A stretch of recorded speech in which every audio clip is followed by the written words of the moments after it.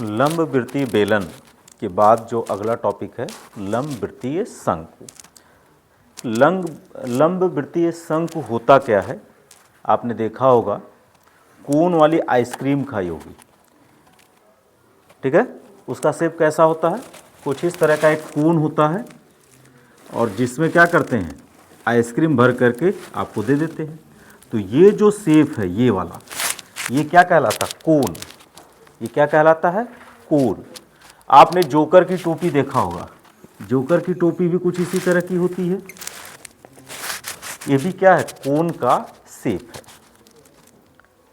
ये भी क्या है? कोन का शेप है। तो ये देखा गया है कि चलो ये कोन है, उन्होंने कहा लंब वृत्तीय। तो कोन का ये जो ऊपर वाला भाग है, जो आइसक्रीम वाला भाग दिख रहा है, ये कैसा है? वृत्तीय है। कैसा है? वृत्तीय है। अब इस वृत्त का केंद्र ये होगा। अगर आप यहां से मिला दीजिए तो इसकी हो गई वृत्त की त्रिज्या। अगर इस केंद्र को, ये जो कोण है, शंकु जो है, इसका ये वाला पॉइंट शंकु का शीर्ष कहलाता है। जब आप इसको मिला देते हो तो यह शंकु का अक्ष कहलाने लगता है। जब यह शंकु का अक्ष इस त्रिज्या पर 90 डिग्री का कोण बनाने लगता है तो हम कहते हैं कि यह जो शंकु है यह लंब वृत्तीय शंकु है। कब? जब शंकु का अक्ष जो ये वृत्त का ये जो वृत्तीय भाग है उस पर परपेंडिकुलर होता है, अर्थात 90 अंश का कोण बनाता है, तो हम कह सकते हैं कि यह जो शंकु है वह लंब वृत्तीय शंकु है। अब इसके आधार पर यह देखा गया है कि अगर एक ही आधार और एक ही ऊंचाई का अगर हम लोग एक ले लें लंब वृत्तीय बेलन, ठीक है, और ठीक इसी साइज का इतनी ही ऊंचाई का, ये जितनी ऊंचाई है और ये जितना इसकी त्रिज्या है, इसकी त्रिज्या का हम बना लें एक शंकु, तो शंकु कैसा होगा? वो कुछ इसमें ऐसे होगा, ठीक है। क्योंकि आप इतनी ही ऊंचाई का शंकु बनाओगे, आधार की त्रिज्या इतनी ही रखोगे, तो ये क्या हो जाएगा? ठीक इसके अंदर अगर चाहोगे तो शंकु इसके अंदर क्या हो जाएगा? फिट हो जाएगा। हो जाएगा कि नहीं हो जाएगा? अब इसको पढ़ने के पहले एक चीज और आप देख लो। इस जो आपने जो शंकु पढ़ा, इस शंकु में कितने पृष्ठ हैं? तो एक ये वृत्तीय पृष्ठ है जिसे हम क्या कहते हैं? वृत्तीय पृष्ठ। इसका नाम है क्या? वृत्तीय पृष्ठ। और इसका नाम क्या है? वक्रीय पृष्ठ। इसका नाम क्या है? वक्रीय पृष्ठ। क्योंकि जो शंकु, जो आपने कोण देखा है, ऐसे कर्व रहता है और ऊपर का पृष्ठ क्या होता है? वक्रीय होता है। तो ये ऊपर वाला पृष्ठ वृत्तीय होता है। अब वृत्तीय होने के कारण इसका अगर मैं कहूं कि ये वृत्तीय पृष्ठ हुआ और ये हुआ वक्रीय पृष्ठ, तो मैं पूछूं इसमें कितने पृष्ठ हैं? कुल कितने पृष्ठ हैं? 2 पृष्ठ हैं। 2 में एक पृष्ठ क्या है? एक पृष्ठ वक्रीय है और एक पृष्ठ वृत्तीय है कि नहीं? अब अगर इस वृत्तीय पृष्ठ के केंद्र से इसको मिला दो तो ये क्या कहलाने लगता है? इसकी त्रिज्या। अगर इस केंद्र से इस कोण के शंकु के शीर्ष को मिला दो तो ये कहलाने लगता है शंकु की ऊंचाई। लेकिन ये जो तिरछी लंबाई दे रखे, ये तिरछा सा, ये क्या है? शंकु की क्या है? तिरछी लंबाई। तो 3 चीज मिला। एक हुआ आर एच एल। आर क्या है? वृत्तीय पृष्ठ की त्रिज्या है। वृत्तीय पृष्ठ की त्रिज्या है। वृत्तीय पृष्ठ की त्रिज्या। एच क्या है? शंकु की ऊंचाई। और एल क्या है? शंकु की तिरछी ऊंचाई। ठीक है, तो अब अगर ये शंकु है तो शंकु में दो चीज बना, एक वक्र पृष्ठ बना, इसके वक्र पृष्ठ का क्षेत्रफल क्या होगा उसका सूत्र निकालना होगा, इसके संपूर्ण पृष्ठ का क्षेत्रफल निकालना होगा और इसके आयतन का भी सूत्र निकालना होगा। तो सबसे पहले आते हैं इसके आयतन की हम बात करते हैं। तो उसके लिए देखो यहां पर एक लंबवृत्तीय बेलन लिया गया है।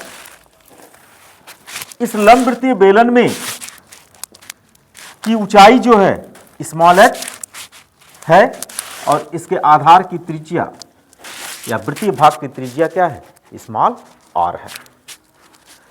इसी ऊंचाई और इसी त्रिज्या का हमने एक शंकु बना लिया। चूंकि दोनों की ऊंचाई और आधार की त्रिज्या क्या है, सेम है, तो अगर मैं इस शंकु को इस बेलन के अंदर रखूं तो वह कुछ इस तरह से सेट हो जाएगा, होगा कि नहीं होगा? ओके, अब इसको हम लोग अलग अलग निकाल लेते हैं। बेलन को यहां रख लेते हैं, उसी ऊंचाई के बेलन को हम लोग बाहर रख लेते हैं और शंकु को बाहर निकाल लेते हैं। ओके, अब हमको करना क्या है, इसकी त्रिज्या r है और ऊंचाई कितनी है, h है। इसकी भी त्रिज्या r है और ऊंचाई कितनी है, h है। ओके, करना क्या है, हम लोग जानते हैं कि लंबवृत्तीय बेलन का जो आयतन होता है वो पाई r स्क्वायर h होता है। पिछले एक्सरसाइज में हम लोगों ने पढ़ा था कि इस बेलन का जो आयतन होगा वो क्या होगा, पाई r स्क्वायर h होता है। अब हम लोग क्या करेंगे, इस शंकु जो हमारा बना है उसी ऊंचाई और उससे आधार की त्रिज्या को इसे पानी से पूरा पूरा भर देंगे। इससे भर देंगे पानी से, और उस पानी से भरने के बाद इसको इसमें डालेंगे तो पानी कुछ हाइट तक आएगा इसमें। मान लो अभी यहां तक आ गया। क्या बार डाला पानी, एक बार डाला, डायरेक्ट नहीं डाला। तो मान लो इसमें जब डाला इसका कुछ भाग भर गया, फिर इसको दोबारा भरा पानी से और दोबारा भर के फिर इसको इसमें डाला, फिर कुछ भाग भर गया, यहां तक चला गया पानी। फिर क्या किए, इसको तिबारा पानी से भरा, तिबारा पानी से भरा और फिर इसको इसमें डाले। तो देखा क्या, ये पूरा का पूरा बेलन पानी से भर चुका है। इसका मतलब क्या हुआ, इस बेलन का आयतन 3 बार के शंकु के आयतन के बराबर है कि नहीं है? क्योंकि शंकु में जब पानी 3 बार भरा गया और उसको इसमें उड़ेला गया तो ये बेलन पूरी तरह से भर गया। तो हम कह सकते हैं कि जो बेलन का आयतन है, बेलन का आयतन वो क्या है, 3 गुणे शंकु का आयतन। होगा कि नहीं होगा? अब बेलन का आयतन का सूत्र क्या है, पाई r स्क्वायर h, अब यहां आपने लिखा बराबर 3 गुणे शंकु का आयतन। तो आप बताओ शंकु का आयतन का सूत्र हम लोग क्या लिख सकते हैं, क्योंकि हमें शंकु का आयतन का सूत्र चाहिए।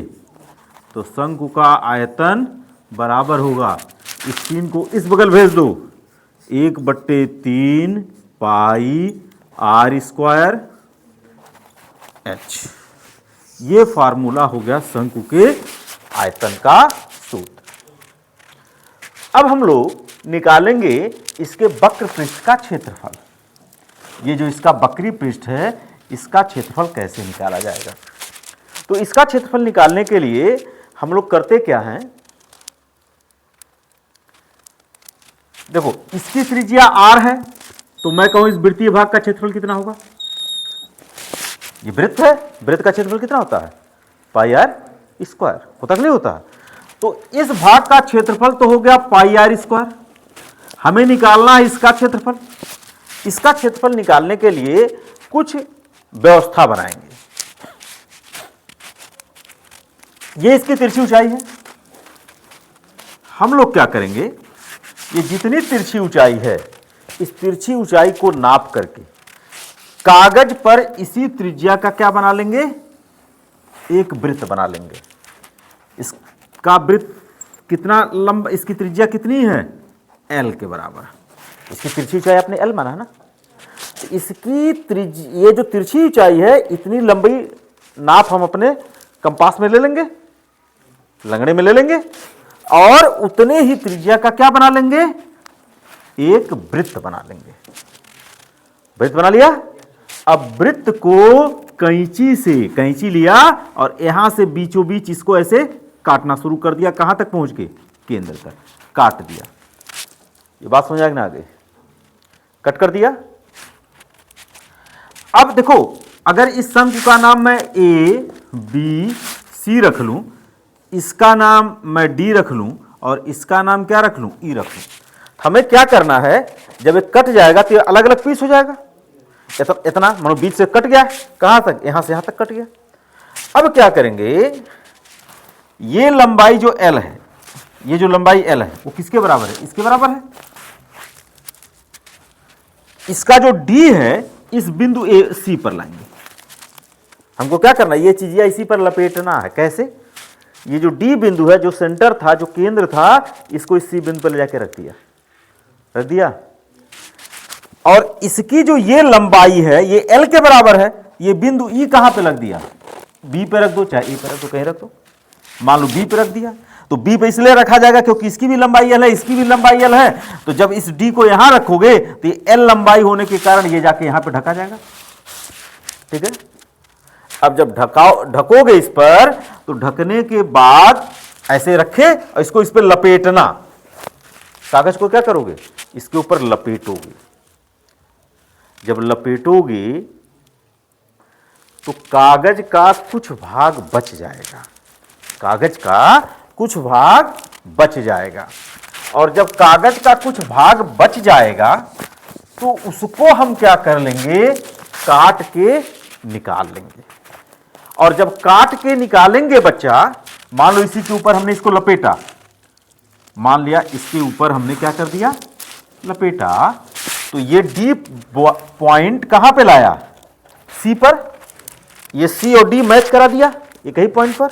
और ये जो E है, हम लोगों ने कहां लाया, मान लो कहां पे लाया, B पर। अब ये लंबाई तो मिल गई और इसके ऊपर हमने क्या कर दिया, लपेट दिया। लपेटा ना, तो होगा क्या, अब जो बचा भाग मिला उसको क्या कर लिया, कट कर लिया। जब हम इस पर इसको लपेट देंगे, जब पूरा लपेट देंगे एक चक्कर, तो ये मेरा शंकु का जो वक्र वाला पृष्ठ है पूरा का पूरा क्या हो जाएगा, ढक जाएगा। ठीक है। लेकिन वृत्त से जब उसको लपेटोगे तो उस कागज का कुछ न कुछ भाग एक्स्ट्रा आएगा, उसको कैंची से काट देना। केवल पूरा पूरा इस तरह से लपेटना कि इसको ढक ले। आई बात नहीं समझ आ गई। और जो बचा हुआ भाग उसमें एक्स्ट्रा रहेगा, जो ढकने के बाद भी बच गया, उसको काट के निकाल देंगे। जब काट के निकाल देंगे, अब ये जो हमने इस पे लपेटा था इसको खोल देंगे। जब खोलेंगे तो देखेंगे हमें एक क्या मिल रहा है, त्रिज्य खंड मिल रहा। क्या मिल रहा है, त्रिज्य खंड मिल रहा। इसको क्या कहते हैं, त्रिज्य खंड। जो इस पे लपेटा था, इसी को जो लपेटा था उसका ये भाग हमको मिला, जिसमें ये क्या है, इसकी तिरछी ऊंचाई। इसमें तो कोई डाउट नहीं, ये वाला भाग। लेकिन इस जब कब्जा को लपेटे थे ये वाला, तो ये चीजिया इसी पर लपेटा गया था, लपेटा था ना, ऐसे करके इसके ऊपर लपेटे, तो ये वाला जो चौड़ा वाला भाग है और इस शंकु का ये चौड़ा वाला भाग है, ये इस पर लपटा गया। और इसकी परिधि कितनी है, 2 पाई। तो परिधि माने क्या, ये बाउंड्री की लंबाई। और यहां हमारी बाउंड्री की लंबाई क्या बनी, जो इसी के ऊपर लपेट के खोले हो, इसकी लंबाई कितनी बन गई, 2 पाई आर। ये भी बन गई कि नहीं बन गई, बन गई, 2 पाई आर बन गया।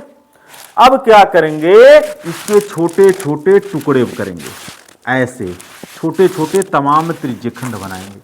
क्या बनाएंगे, तमाम ऐसे त्रिज्यखंड बनाएंगे। इसकी नंबरिंग कर देंगे 1 2 3 4 5 6 7 8 9 10 11 इस तरह के। ये सारे त्रिज्यखंड एक साइज के बनाएंगे और प्रत्येक त्रिज्यखंड को पुनः हम लोग क्या करेंगे, कैंची की सहायता से अलग अलग कर लेंगे। तमाम छोटे छोटे पीसेज मिलेंगे। अब हम इन लोग इस त्रिज्यखंड को रखेंगे। पहले त्रिज्यखंड को उठाएंगे, कुछ इस तरह से रख देंगे, पहला नंबर। दूसरे को उठाया, दूसरे का जो चौड़ा वाला भाग है इसको इधर कर देंगे और नोक वाला भाग इधर कर देंगे। इस तरह से तीसरे का नोक कहां रखेंगे, यहां, और ऐसे रखेंगे।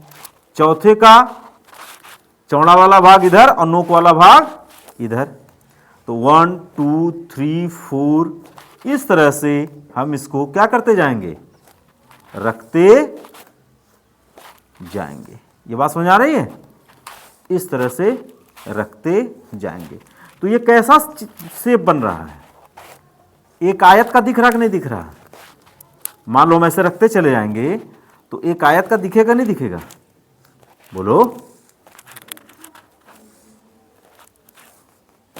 ये कैसा दिखा? ये दिखा, ये दिखा, आमने सामने की भुजा ये दिखी, ये दिखी। आपने इसको काटा था, इसकी लंबाई l थी, तो इसकी लंबाई कितनी हो गई, l ही हुई। और ये कितना था, 2 पाई r। 2 पाई r में आधा वाला चौड़ैया ऊपर की तरफ सेट किए हो और आधा नीचे की तरफ। तो 2 पाई r का आधा भाग ऊपर चला गया और आधा भाग नीचे। तो 2 पाई r का आधा भाग कितना होता है, 2 पाई r बाई r। तो r से r कट गया, कितना बचा, सॉरी इसका आधा मैंने 2 से डिवाइड करोगे ना, तो 2 से 2 कटेगा तो बचेगा कितना, पाई r। अर्थात इसकी लंबाई कितनी हो गई, पाई r। हुई कि नहीं हुई? अब ये एक आयत बना। अगर मैं पूछूं इस आयत का क्षेत्रफल कितना है, तो आयत का क्षेत्रफल क्या होगा, लंबाई गुणे आयत का क्षेत्रफल क्या हुआ, लंबाई गुणे चौड़ाई।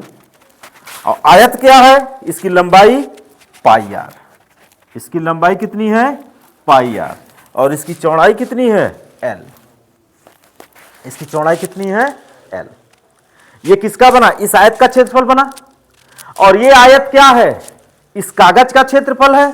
और ये कागज क्या है, इस शंकु के वक्री पृष्ठ पर लपेटा गया कागज है। तो इसका मतलब इस आयत का क्षेत्रफल इस त्रिज्यखंड के क्षेत्रफल के बराबर हुआ, और यह त्रिज्यखंड इस शंकु के वक्री पृष्ठ पर लपेटा गया था। अर्थात यह जो आयत का क्षेत्रफल है इसके वक्री पृष्ठ के क्षेत्रफल के बराबर हुआ कि नहीं हुआ? तो यह हो गया आयत का क्षेत्रफल जो हुआ वक्र पृष्ठ का क्षेत्रफल हुआ, वक्र पृष्ठ का क्षेत्रफल। और वक्र पृष्ठ का क्षेत्रफल कितना हो गया, पाई r l। यह दूसरा फार्मूला बन गया। अब अगली चीज आती है, चूंकि इसमें 2 पृष्ठ हैं, एक वक्री एक वृत्तीय, तो हम लोग निकालते हैं कि वक्र पृष्ठ का संपूर्ण क्षेत्रफल क्या होगा। वक्र पृष्ठ के संपूर्ण पृष्ठ का क्षेत्रफल क्या होगा? तो हम इस पाई आर एल में इस एरिया का, इस वृत्तीय भाग के एरिया को क्या कर देंगे, जोड़ देंगे। जोड़ देंगे नहीं जोड़ देंगे?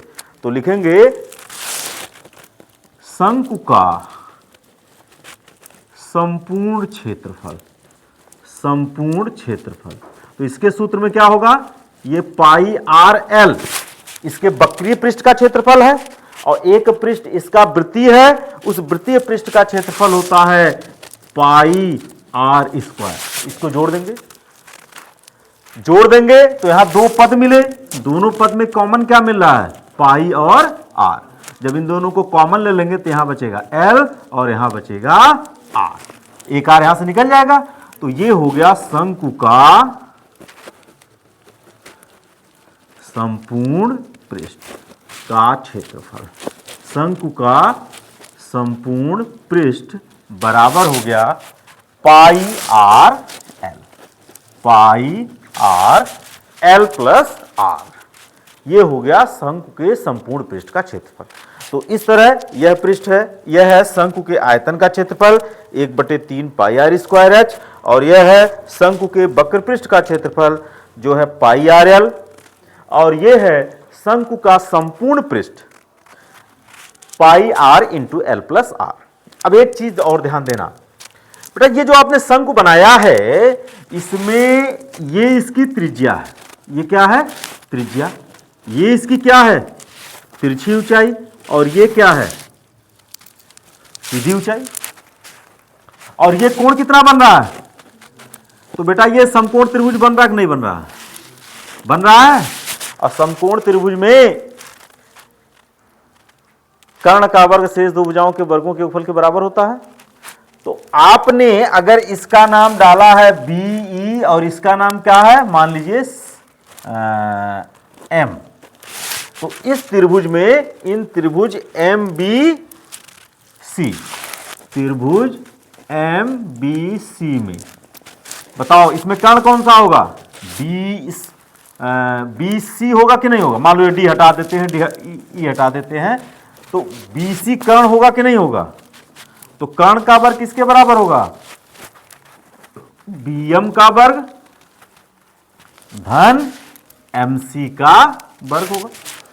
अब BC का वर्ग क्या है, मतलब L का वर्ग, और BM माने क्या है R का वर्ग, और MC का मतलब क्या है H का वर्ग। तो एक संबंध बना L square is equal to H square plus R square.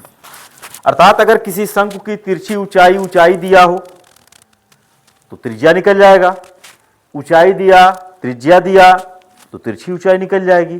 तो एक चौथा फार्मूला भी आपको इस एक्सरसाइज को सॉल्व करने के लिए दिमाग में रखना होगा।